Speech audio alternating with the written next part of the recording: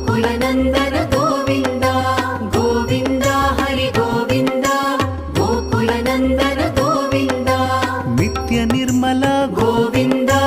मिलमेघ श्याम गोविन्द पुराण पुरुष गोविन्द पुण्डरीकाक्ष गोविन्द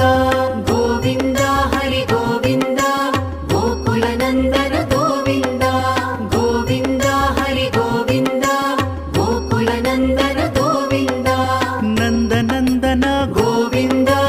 नवनीत चोर गोविन्द पशुपालक श्री गोविन्द